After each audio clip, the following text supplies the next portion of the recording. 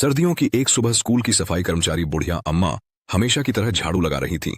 उसकी झुर्रियों भरे चेहरे पर समय की मार साफ दिख रही थी, लेकिन फिर भी उसकी आंखों में एक गहरी शांति थी।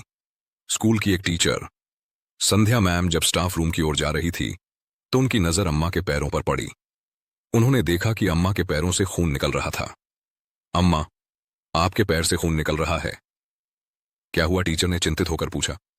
अम्मा हल्की सी मुस्कुराई और बोली, कुछ नहीं बेटा, छोटे मोटे कंकड़ हैं, ये तो चलता रहता है। टीचर ने गौर से देखा तो पाया कि अम्मा की चप्पलें टूटी हुई थीं, नीचे से पूरी घिस चुकी थीं। अम्मा, ये चप्पल क्यों पहन रही हैं? आप इससे तो आपके पैर और ज्यादा खराब हो जाएंगे। बुढ़िया ने गहरी सांस ली और धीमे स्वर में बोली, अपने बेटे बहू की इज्जत के लिए पहनती हूं। बेटा मतलब? टीचर को समझ नहीं आया। अम्मा की आंखें गीली हो गईं। मेरे पति को मरे हुए 2 साल हो गए।